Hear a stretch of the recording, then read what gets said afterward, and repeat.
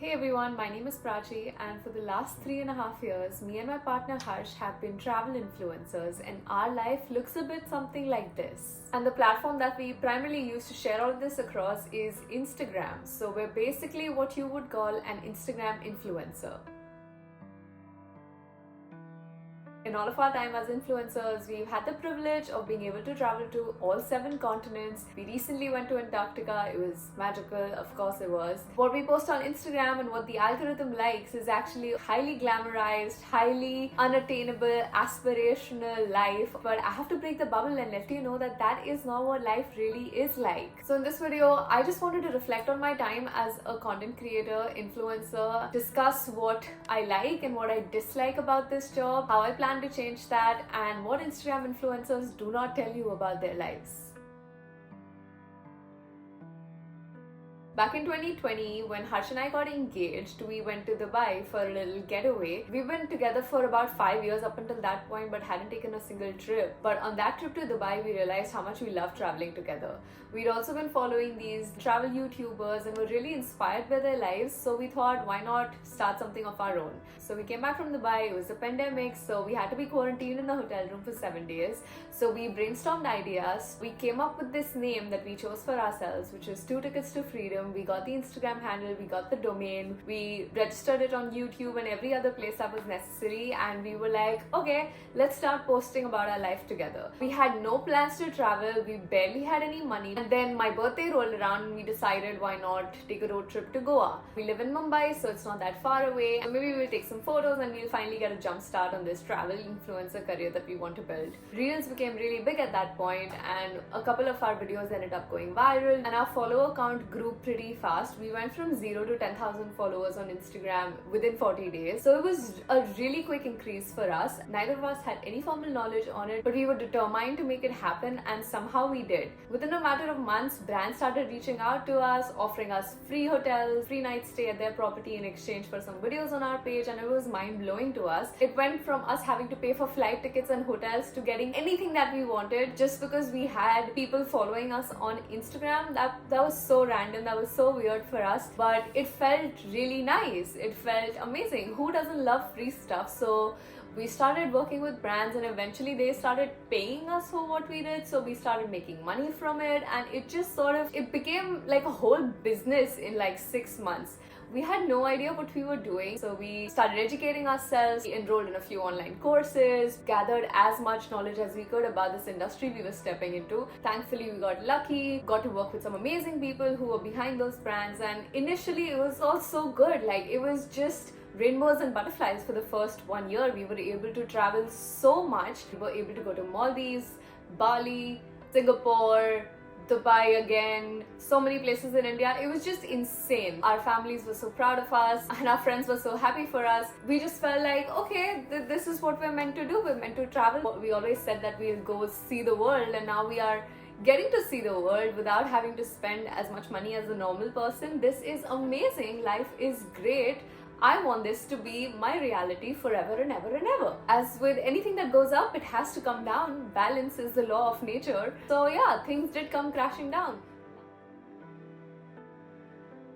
Last year in 2023, I started becoming really burnt out. I could not go to social media anymore without losing my mind. I was getting into the comparison game. I started comparing myself to other people and their lives because it seemed so amazing compared to mine. I started feeling bad about myself. I started feeling like, okay, I'm not doing enough, I'm not traveling enough. Why did I only travel to 5 countries this year? Other people have been to 15 countries. Why can't I go to 15 countries? Why am I only posting 4 reels a week when my contemporaries are posting 7 reels in 7 days? I'm not enough, I'm not enough, I'm not enough. I had this really bad narrative in my brain, and my mental health was in shambles. And I spoke with Harsh and I was like, this is what's happening in my brain. I'm not feeling happy, I'm not feeling motivated to work. I thought it was just a slump and that I'd get over it. So we decided that, I'll take a little bit of a break from Instagram, but I was still working. I was still responding to emails and working on campaigns with brands that had been locked. While that was really good, a social media detox, no matter how small, can have really good effects on your brain. For me, as an influencer who was glued to her phone phone, I would just go back, do the same thing all over again, get burnt out. I just ended up in this really weird cycle. You know how sometimes when you burn a matchstick and then the flame goes out,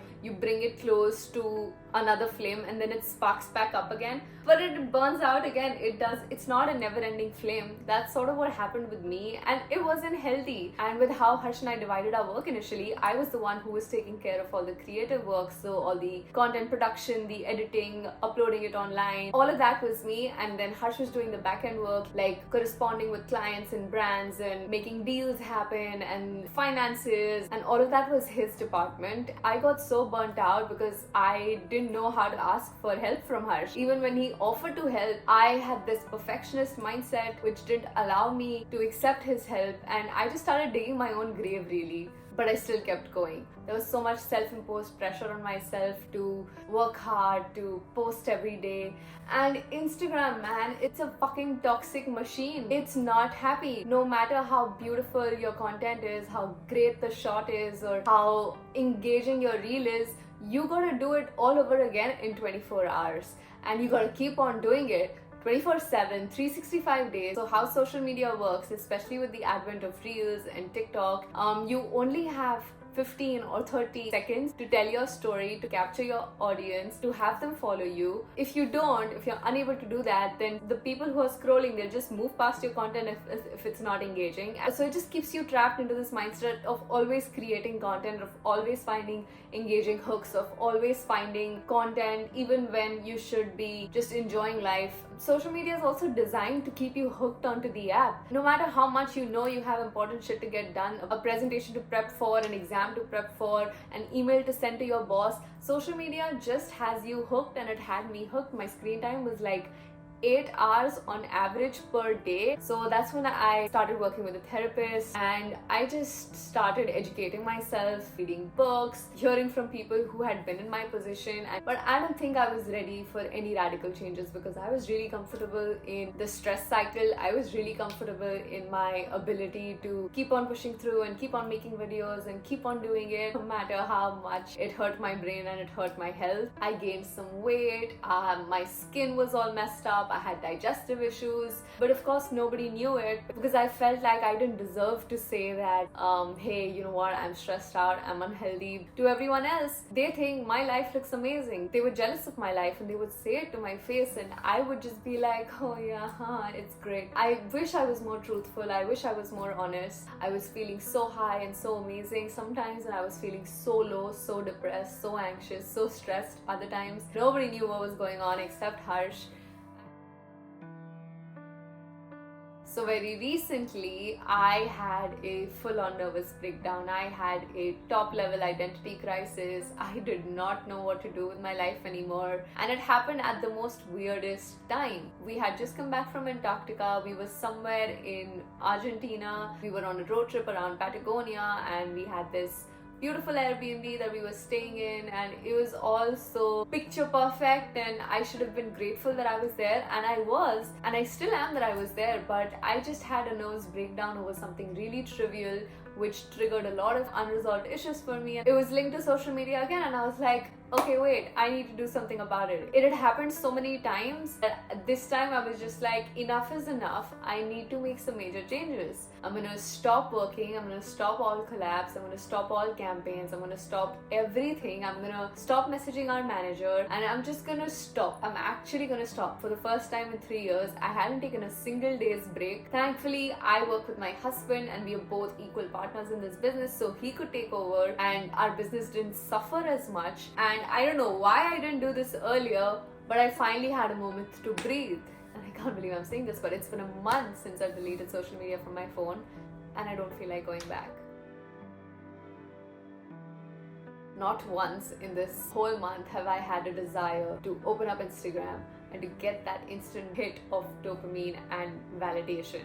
I've been feeling so content, so calm. I feel like my nervous system is coming back to itself. I'm realizing who I am. My identity is not wrapped up in being a travel influencer anymore. I feel like I can actually enjoy myself. I feel like I can sit in a beautiful spot without feeling to record it from 7 different angles to get the perfect shot. I feel like I can actually just be without the toxic effects of social media conditioning me to become someone I'm not, without having to be productive. I'm trying to validate myself by myself and to get my validation from within rather than to seek it from other sources, as I did with Instagram, the likes and the comments and the shares. So there's so much I want to say on this topic. I know how this industry works. I know how the brands work. I know how creators look at content. I know it's not all real what they post and what we post. It's highly, highly, highly edited. It's highly thought about. It's all very technical and mechanical. It's not organic. It's not relatable. Social media can be used for change and can be used to create positivity, to connect to people, to inspire or to get inspired. There's definitely a lot of positives, but I just feel like in my personal life, the negatives have far outweighed the positives, and I don't feel like going back to social media. I've always been a YouTube girly. I enjoy consuming content on YouTube, long form content, get a lot of value out of it. And even our inspiration in the beginning of our journey were travel YouTubers and not travel influencers. But somehow Reels were just so sexy at that time, and they took such minimal effort when compared to YouTube that we decided to divert our attention to Instagram and grow that. So if you take anything away from this video, I hope it is the fact that what we influencers put online on social media is not real. It's not 100% authentic expression of ourselves. It's made to look perfect because that's what works on Instagram. It's not reality. Don't compare yourself to anyone you see on Instagram. Your only comparison should be to yourself, to where you were in the past and where you'd like to go in your future. At least that's who I'm comparing myself to. I see how much I've grown as a person. I see all the skills I've developed. I've definitely gone from being an introvert to an ambivert. I can socialize and be in a group of people without feeling uncomfortable. I can give a talk to a room full of hundreds of people without feeling nervous. And all of this is because being an influencer did push me out of my comfort zone. Harsh and I are still going to be keeping our Instagram account. There is still some change to be made and there's still some positivity to be shared there. Our approach is going to be totally different. It's not going to be about travel anymore. It's just going to be about whatever we want it to be, because it's our page, it's our life, and we don't have to limit ourselves because a fucking algorithm says so. I hope you guys stick along, and we'll see you next time. Bye.